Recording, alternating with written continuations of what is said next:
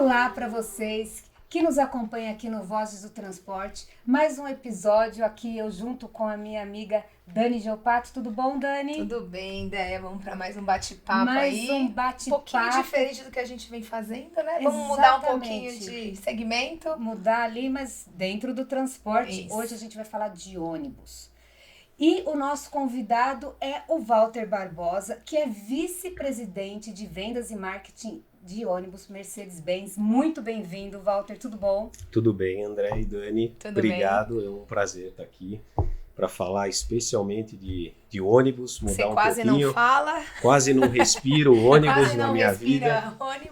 E participar desse podcast, Vozes do Transporte. Então, Exatamente. é uma honra. Fico feliz pelo convite. Muito obrigado. Obrigada a você por ter gente, aceitado aí, hein? exatamente. E Essa olha, vida corrida, né? Essa vida corrida e um mercado que esse ano, quando a gente fala assim de ônibus, e o mercado como ele está respondendo este ano, tá bem legal, né? Perto do que a gente estava vivendo nos últimos anos, pré e durante a pandemia e tal. Eu gostaria que você me desse uma análise de como você está vendo o mercado este ano de ônibus. Vou falar no geral para vocês. O nosso mercado de ônibus ele é muito volátil, né? Então ele tem altos e baixos. Não é só o mercado de ônibus, é qualquer mercado Sim, no né? nosso país, né? Então depende muito de momentos de economia, de política.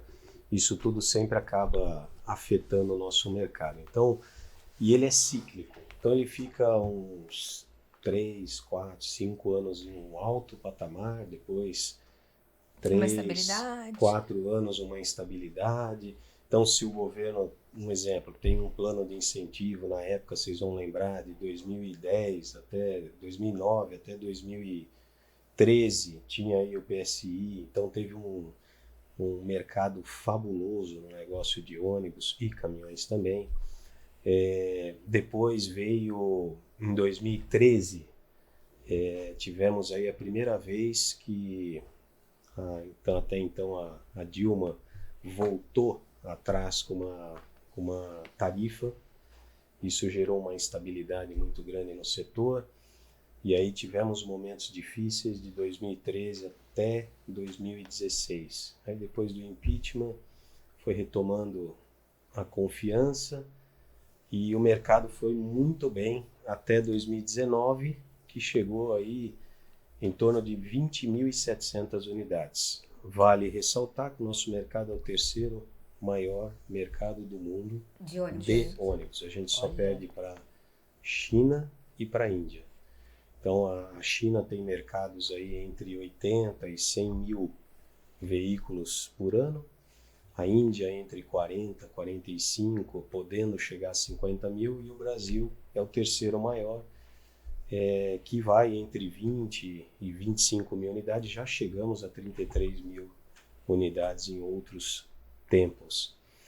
Mas aí veio a pandemia e o mercado saiu de 20.700 para 13 e Nossa, uma queda boa. 700. Bem Uma brusca, queda né? boa. Em 2020. Aí em 2021 também foi 13.800, basicamente o mesmo mercado. 2022 saltou para 17, porque já tinha uma recuperação, o mercado já estava precisando comprar pós-pandemia, mas ainda veio aquela crise dos fornecedores de componentes, de peça e tal. Então, já tinha um mercado, já tinha uma demanda, mas ainda não tinha a oferta equilibrada pós-pandemia para poder suprir as necessidades. Então, 2022 foi o gostinho de Temos potencial para crescer, potencial, vai estar faltando vai ser ainda. legal, mas não foi ainda.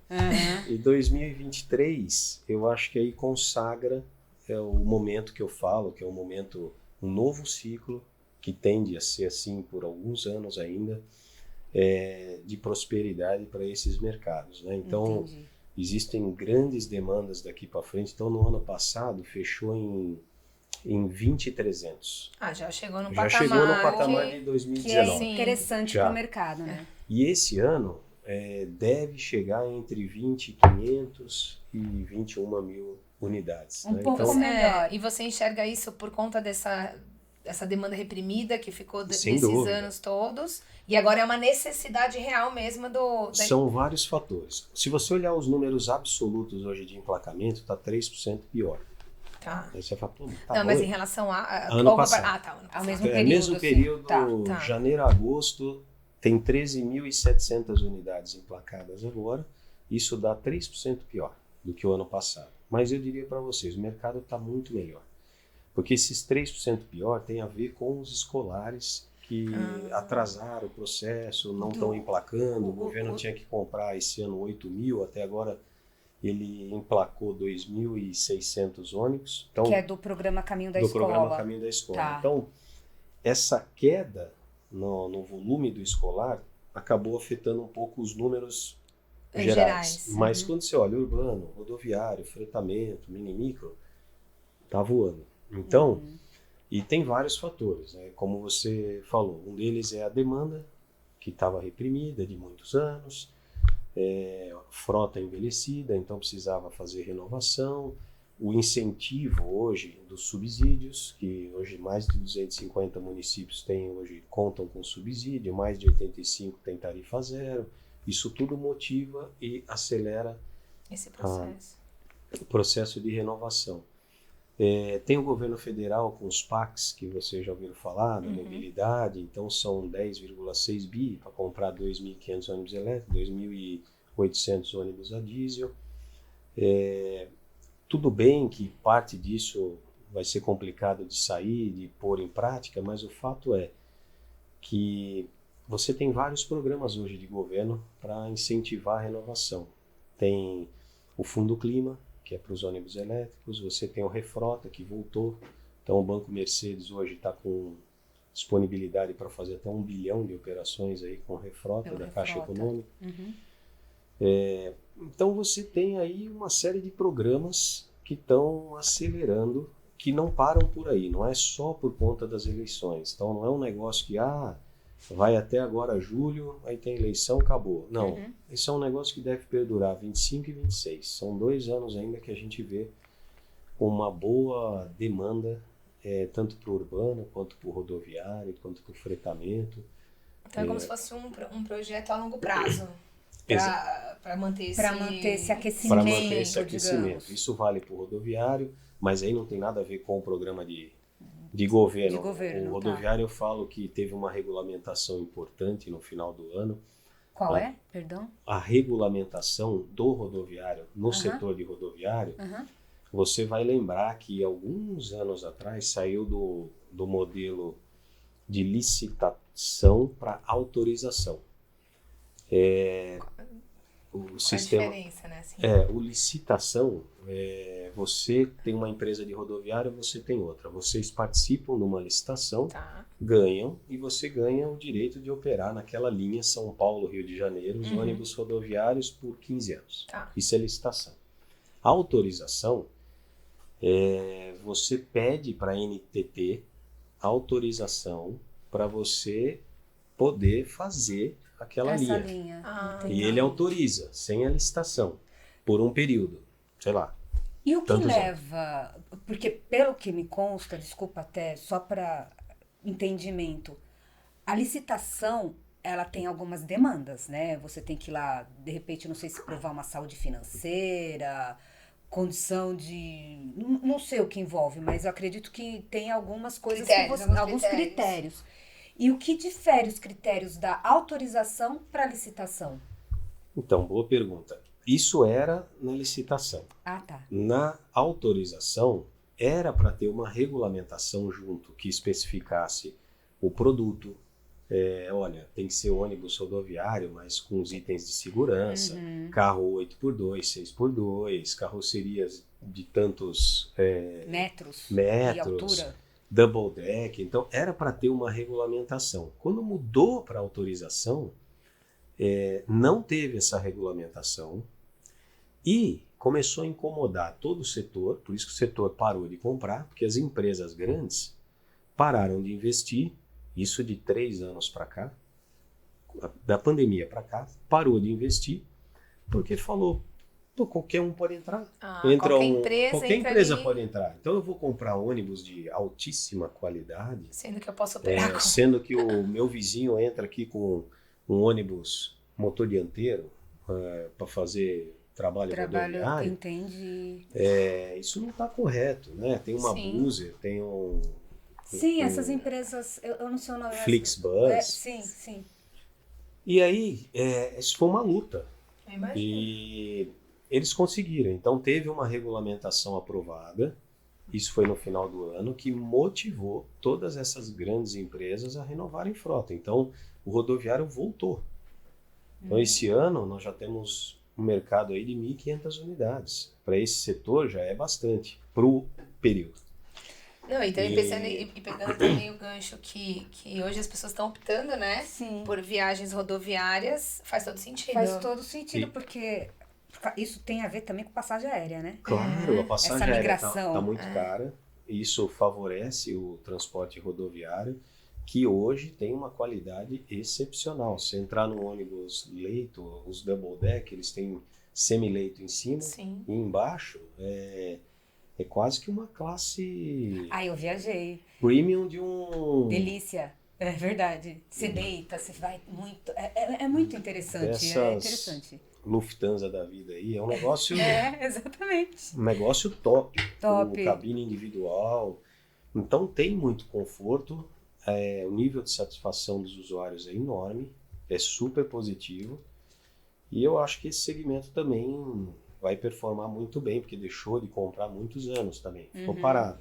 E dentro dessa regulamentação, Walter, cabe os sistemas de segurança, porque a gente vê agora cada vez mais, por exemplo, o DD, né? O Double Decker, para quem não sabe, são os ônibus de 2 andares, né? Na rua a gente vê bastante. E aí eu queria saber como que o empresário está comprando esses ônibus, principalmente o DD, porque ele tem a questão de tamanho, de tombamento, tem todo um... Cabe.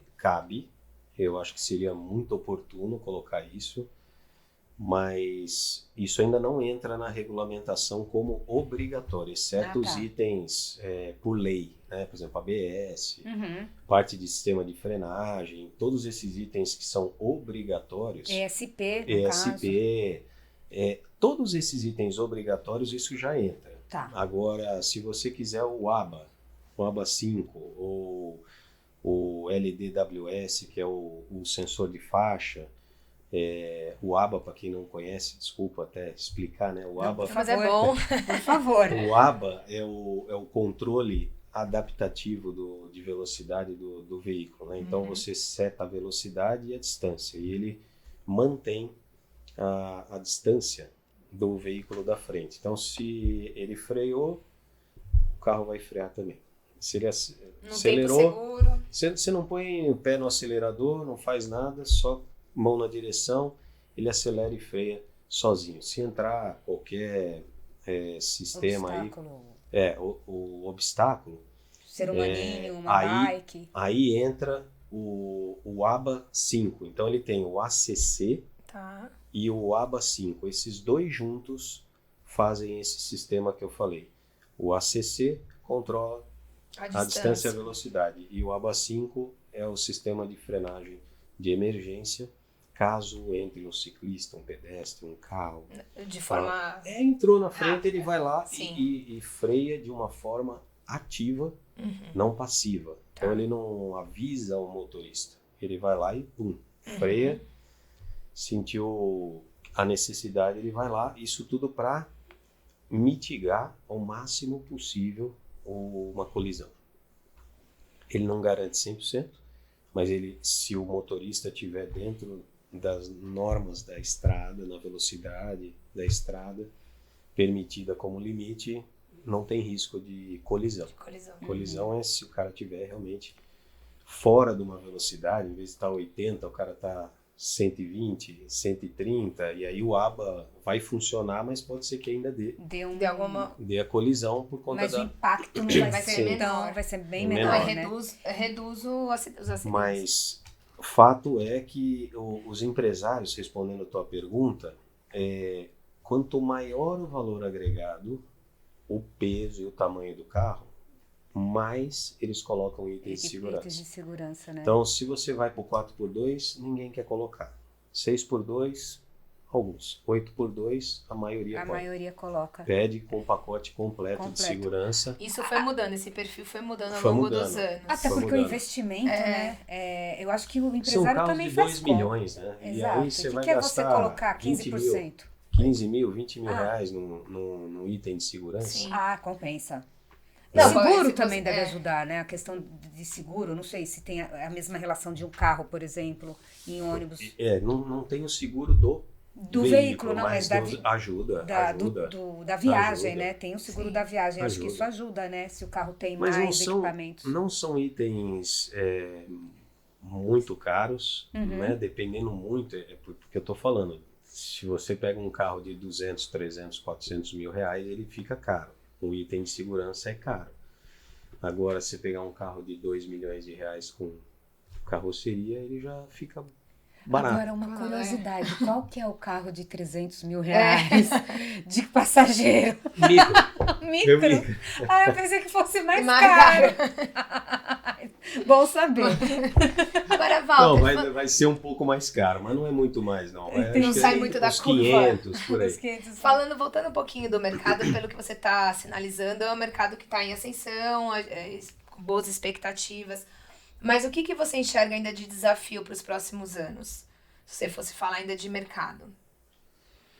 Não, eu acho que o grande desafio do diesel, eu não vejo nenhum grande desafio no diesel. Eu acho que as coisas estão evoluindo, as tecnologias estão maduras. Hoje a gente oferece o Euro 6, tem outras tecnologias aí de diesel. Isso já foi incorporado pelos clientes. Isso ok. já está incorporado, está consagrado. É lógico que tem adaptação de toda nova tecnologia. Você tem aí uns desafios de amadurecer, treinamento, muda a forma de dirigir, uma outra peça que mudou. Então, isso aí levou aí, vamos dizer, esse ano levou para esses últimos 2 anos aí para a turma toda se adaptar. Mas eu acho que essa fase a gente já superou. Então, o diesel é um produto consolidado, eu não vejo risco. Isso vale para o urbano, para o rodoviário, todos. O desafio aí é a eletrificação. Eletrificação. Você acha que esse é o grande desafio hoje do mercado de ônibus? Do mercado de ônibus. E, assim, porque quando não a gente só fala... do Brasil, mas assim, de vários mercados que já cogitam a renovação com ônibus elétrico. Né? Isso vale elétrico. América do Sul, diversos países. Mas aí Brasil, você está batendo na infraestrutura também. Seria esse o maior desafio? Sim. Porque a tecnologia já está Sim, ok. porque, se me permite, já entrando um pouquinho, você ia fazer alguma... Não, eu queria até que você entrasse nessa questão e falasse um pouco, principalmente, de São Paulo, né? Que São Paulo aí, até antes das eleições, estava puxando aí uma demanda de 3 mil ônibus até o final do ano, se eu não me engano, é isso. Sim. E a gente sabe que São Paulo meio que é o termômetro, né? Assim, o que pegar aqui é o que vai pegar em outras capitais do país, acredito eu. Então, eu queria que você desse uma análise, independente agora que já passou a eleição, do que vai ser e tal, de como vai ficar essa situação. Porque, diferente do diesel, que a gente olha muito para o produto. Vamos comprar, o produto é esse aqui, carroceria é essa aqui, todo mundo já tem a infra. Como você mencionou mesmo, é consolidado, consagrado o produto. No elétrico, não dá para a gente olhar o produto, ele tem que ser o ecossistema como um todo, né? Então tem alguns pilares que precisam caminhar exatamente no mesmo tempo, senão você não consegue implementar. Então um deles é a tecnologia, o outro é a infraestrutura, a outra é a política pública de governo e a outra é o financiamento. Mas por que financiamento? Porque nenhum banco financia ônibus elétrico. Banco tradicional. Sim. Banco de montadora, Bradesco, Itaú. Nenhum banco. Porque é um valor muito alto e esses bancos, especialmente de varejo, eles têm outras infinidades de opções para correr menos risco. Entendi. Então, uma coisa é eu financiar para você um caminhão de R$500.000, sei lá, para uma pessoa física. A outra coisa é eu financiar 100 ônibus de 3 milhões cada um. A partir de É. 3 milhões. Sem a infra. Sem a infra. Quer dizer, é um infra. risco É um enorme. exemplo. Sim, não, Isso é sim. só um exemplo. Uhum. Então, o cara que vai prover o financiamento, ele tem que pensar em bi. Ele não pensa mais em mi. Mi. É só bi. E aí, com o que tem de opções de financiamento, os bancos não têm interesse. Então, É. por isso, muda completamente o cenário. Então, o financiamento de ônibus elétrico tem que vir com o apoio de um BNDES, de um BID. São programas de governo. Como, no meu entendimento, isso está caminhando bem. Isso está caminhando bem. Como eu mencionei aí, o Fundo Clima, que é um recurso para isso, o PAC da mobilidade. Então, assim, o recurso hoje existe, mas falando em São Paulo há 2 anos atrás não tinha. Isso já é um grande passo, né? Sim. São 5, quanto? 5,3. 5,3 bilhões. É. É BID? Banco do Brasil? BID 2,5. BNDES 2,5. Aí você tem... São 5,7 bi. Você tem 500 e 200 de outro. Um é Caixa Econômica, outro é Banco do Brasil. Só não me lembro. Qual que é qual? Eles falavam o quanto, assim? Não, Impactou em quanto? Esse recurso era para comprar os 3 mil ônibus. Os 3 mil ônibus. Esse recurso existe, ele Existe, tá lá. Existe, já tá lá. Só que o problema esbarra na infraestrutura. Então, assim, tem agora o recurso, tem o caminhão, o ônibus. O ou ônibus. desculpa, o ônibus. Desculpa, Gabriel. Não, então. Vamos... E aí, Então, falta só- agora. Então, só para contextualizar e explicar um pouco melhor. Esses 4 pilares, eles precisam andar juntos. Senão, nenhum município vai conseguir implementar um ônibus elétrico. A não ser que seja teste. Vou pôr 1, vou pôr 2, vou pôr 3. Isso aí todo mundo pode fazer. Sim. Mas colocar, de fato, uma frota, não dá. Só se os 4 andar juntos. Então, e nesses municípios, eles esquecem isso aí. Não existe um planejamento desses 4. Por isso se demorou e por isso sofre tanto para se implementar. Porque, vamos lá, tecnologia. Tecnologia já evoluiu. Então, você tem várias marcas hoje. Ônibus elétrico, Asiática. ok. Então, tem de todo mundo. Check. Check. Foi bom.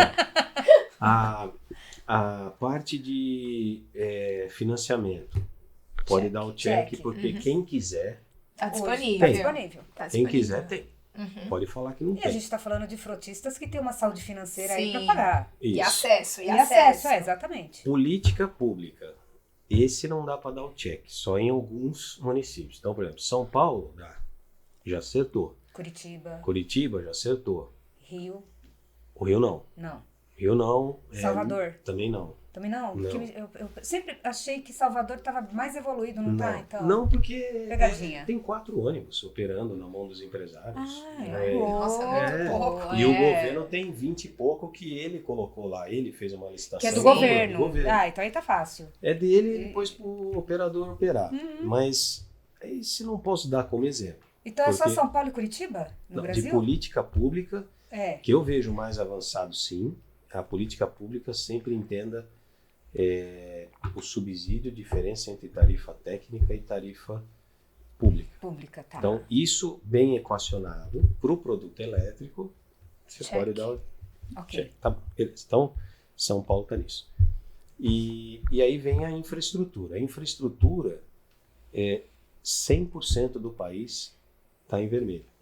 Nossa senhora. Não dá pra dar nem. Novidade. Entendeu? Não, né? Aí, Não, é assim. aí essa é a questão. Então, São Paulo não tem os 3 mil ônibus, não é porque não quer. E não- Porque Tem tudo pra ter. Tem tudo para ter, mas aí a hora que você vai colocar mais do que 50 ônibus numa mesma garagem, você não consegue. Porque você vai precisar parar em algum momento para carregar carregar, esses Pra ônibus. carregar. Imagina eles carregando Gente todos do no mesmo céu, horário. Você é. tira a energia de um bairro, Do não mundo. tira, não? Não, tira, porque assim, a nossa infra no Brasil, ela é uma infra de baixa tensão, no Brasil todo. E você tem que caminhar para média ou direto para alta. Para alta. Algum empresário está se movimentando para isso? Não, todos. Os que estão Se comprando. conversam, assim, né? Não, sim. Depois do todo aquele escândalo que aconteceu aí com a Enel Em no ano novembro, passado, que escancarou, que aí falaram, assumiram que, olha, realmente não tem a infra, as empresas se movimentaram e, ainda que com a Enel, porque eu acho que hoje ela vamos dizer assim, a empresa que tem a concessão ali do fornecimento da infraestrutura, então, pelo que eu entendi, tem que ser via Enel, ela vai fazer essa infraestrutura. E isso vai custar e o governo vai pagar. Agora, já tem projetos acontecendo para daqui. Tem garagem que vai receber a infra entre fevereiro e março do ano que vem. Então não é uma coisa tá perto, longa, não é uma coisa de tão Não, mas já longo está prazo. um ano. Não, é entre 1 ano e meio a 2 anos. tá. Entendi. Mas já está acontecendo isso. Tá. Então, esse ano não vai ser possível mais do que 500 ônibus Elétricos. elétricos. Para não dar pau no sistema. Para ficar dentro da estrutura oferecida hoje. Isso, Entendi. e não vai acontecer mais do que isso por conta da infra. Mas a partir do ano que vem, começam a ser liberadas gradativamente, uma infra aqui, outra ali. Isso vai ser um processo que, no meu entendimento, nos próximos 3, 4 anos, vão se conseguir atingir esses números aí que o prefeito... 3 mil. 3 mil. Daqui a 2, Daqui a 2, 3 anos. Então, lá para 2026, talvez a gente tenha... uma frota aí de... Creio que sim, sendo São bem Paulo. realista. São Paulo. Curitiba já foi mais isso que eu queria saber, pé no Curitiba. chão. Uhum. Eles vão começar, vejo isso com bons olhos, eles começam com um bom planejamento, começam com uma frota pequena, relativamente pequena, 30, 40 carros, e isso vai a partir do momento que vai ganhando maturidade, roda, conseguiu carregar, não está tendo nenhum problema, está tendo eficiência, então vamos por mais, vamos por mais. É assim que faz uma mudança de tecnologia. De eficiência energética. Só que, Walter, você me falou uma coisa, a gente estava conversando ali no bastidor, e você disse algo interessante, que a eletrificação talvez não seja, talvez tem lugar que não vai caber a eletrificação.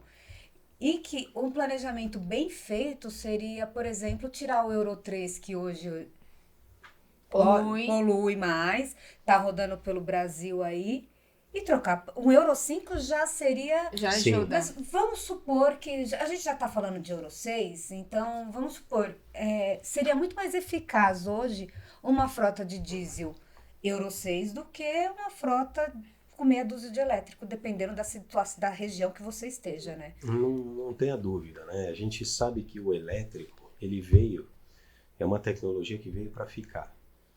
Mas, de longe, eu posso falar isso com total segurança, ela não é a única solução, especialmente para o nosso país. Dada a diversidade desse país, as diferentes realidades de um município para o outro, o tamanho do país, então faz muito mais sentido a gente comentou aí do Euro 3, Sim. se você vai substituir, é muito melhor você substituir 1.000 ônibus Euro 3 por Euro 5, não estou nem falando por Euro 6, mas por Euro 5, do que 200 ônibus elétricos. Até pelo ganho de emissão de... E até pelo investimento, É. né? Que você fez uma conta ali, quanto que era? Era os 6 ônibus Não, elétricos. se você pegar um Euro 5 com Euro 5, não estou falando Ah, Euro tá, 6. tá. Euro 5 com ônibus elétrico é quase 6 vezes. Nossa Senhora. Quer dizer, você tem mais ônibus Mais rodando e emitindo. E muito menos E poluição muito menos poluição. para a população. Então, o que eu quero dizer assim, o elétrico é uma tecnologia que veio para ficar. A Mercedes-Benz é super favorável, tanto é que desenvolveu, tem as tecnologias, saiu na frente com elétrico, inclusive aqui no Brasil, mas a gente não entende que o elétrico ele é aplicável em 100% do país.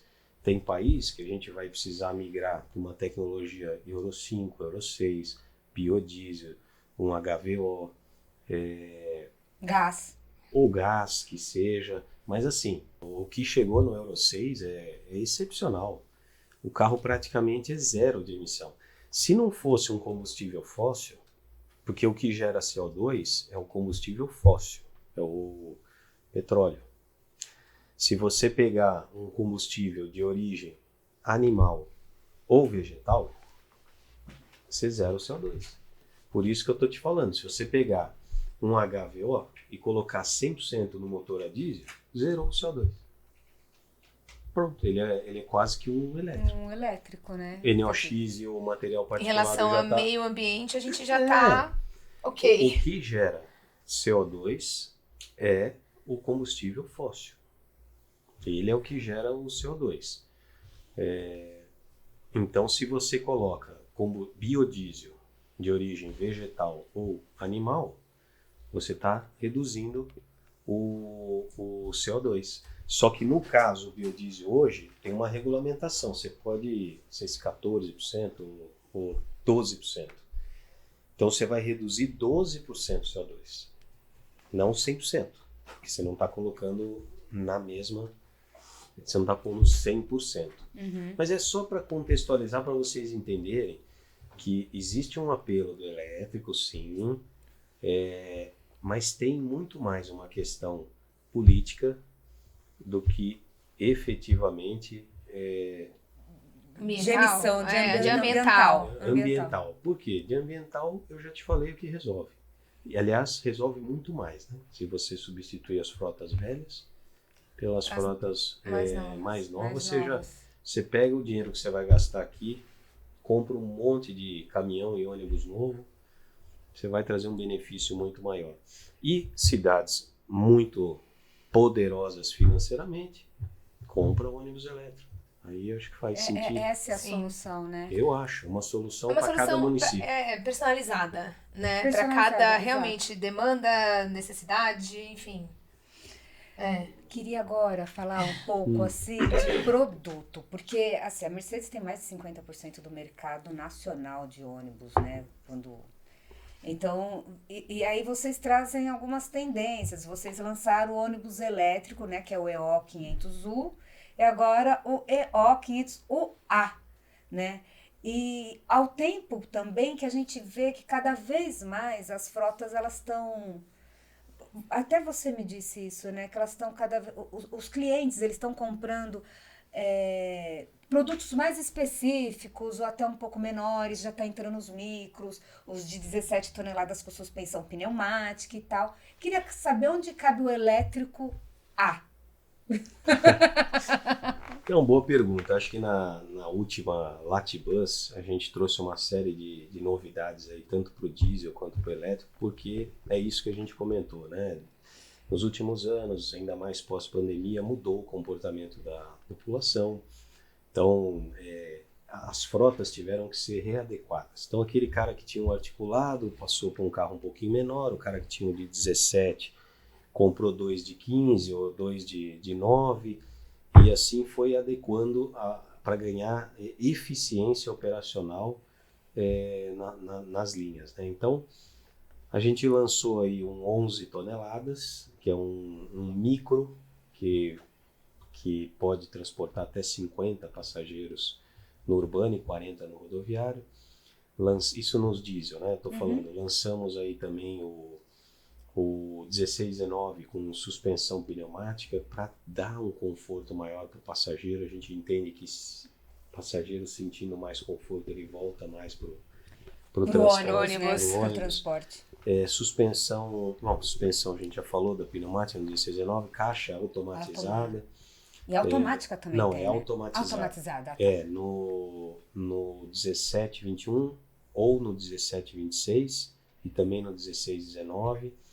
Isso também vai dar conforto para os usuários, motorista fica feliz, trata melhor o ônibus. Então, assim, é super bom isso aí, tem essas vantagens. Que mais? Lançamos um chassi dedicado para o segmento de fretamento, que é o 1621. Onde você faz um plug and play. Você põe a carroceria exatamente do jeito que está o chassi, não precisa cortar ele, adaptar. Você ganha em qualidade e reduz aí custo de encarroçamento. E no elétrico a gente lançou, acho que o carro mais famoso lá da feira era o 18 metros, o E-O500 UA. É um carro de piso baixo, articulado para 250 a 300. Verdade, eu Quilômetros. chamei A e não expliquei. Articulado. Ele leva até quantos passageiros? Ele leva 120. 120. 120 O passageiros. padrão, o outro leva 80, né? É uma média?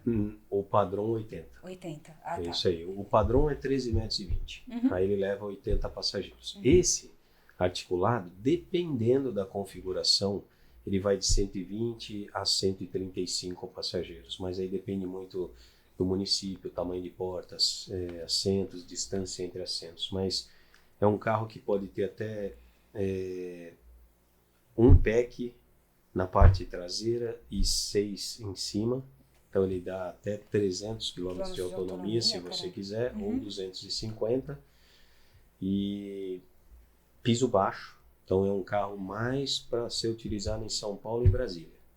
Não que os outros municípios não possam comprar, mas quem já tem embarque em nível, como PH, Curitiba, esse carro já não atenderia. não atenderia. Ou uma outra linha especial que tenha lá, mas... O que me leva a crer, então, que vocês vão ter uma versão para Curitiba, sim, Minas, desse sim. modelo articulado. Que vai se adaptando também, né? Porque Sim, você vai hoje a ter gente já tem em parceria com a Eletra faz um complemento de modelo. Então ela tem o 10 metros, ela tem o 12, que é o básico, aí ela tem o 21 metros e meio, que é um super articulado de 21 metros e meio. O chassi é o nosso, mas a eletrificação é dela, a carroceria. VEG, né? E aí eles fazem piso alto e piso baixo. Mas a Mercedes, como o EO500, Ainda não tem. não tem, mas vocês já estudam Já para estuda. essas cidades que... Estuda. Ah, legal. Bom, Walter, eu vou... Acho que a gente, infelizmente... a gente tá com o tempo curto hoje, né, gente? Agendas aqui, mas... Executivo, tá vendo? Quem Executivo, mandou? é. Tem um monte de reunião. Mas assim, Vai antes, ter que vender ônibus, né? Tem que vender. rapidamente, a gente sempre faz essa coisa aqui com os convidados, né, que a gente recebe. Quem é o Walter que não respira o ônibus? Ah, essa... Desculpa, eu vou atropelar. É. Eu fui testemunha. Deixa ele... Valtinho Tem batera. provas. Eu tenho provas, Tem provas. de que ele é um Quem baita é de um você? baterista. Qual é o que seu não- lazer? O Walter que não respira ônibus, é também conhecido como Valtinho, não sei porquê, se eu tenho quase 2 metros de altura, não sou um Valtinho. Um cara super dedicado, família, as minhas gêmeas Que legal. de 15 Quantos anos? anos, 15 anos. 15 anos, então sou muito família, curto muito e também toco bateria. Olha só, que Rock, tipo de música? rock, Rock. tem que ser rock. Ele Rock quis pesado. frisar aqui que era Rock só pesado. rock pesado. Não toco outra coisa não. Olha Nem me só, eu já convide. pedi Nem pra convide. Nem me assessoria. convide. Eu já dei ideia para a assessoria de imprensa da Mercedes-Benz que fazer um evento de ônibus no final, colocar todos os executivos para Pra tocar lá tocar. para os jornalistas. Aí a gente Boa. filma e traz pra vocês. Aí a gente filma e mostra para vocês que nos acompanham É isso. aqui no Vozes do Transporte. Walter, muito obrigada. Eu que A gente sabe agradeço. que a agenda é É. apertada, mas obrigada por ter Tem atendido muito aí. papo para contar, acho Tem. que a gente vai... Eu Deixa deixo uma aqui, pincelada aqui, exatamente, eu deixo aqui o convite para você voltar. Eu que agradeço. E Dani e André, eu que agradeço Que bom. pela oportunidade aí. Foi um prazer. bacana. Ótimo. E você, fique ligado com a gente, porque toda quarta-feira, aqui às 19h30, você tem um encontro com a gente do Vozes do Transporte. Até a próxima. Até mais.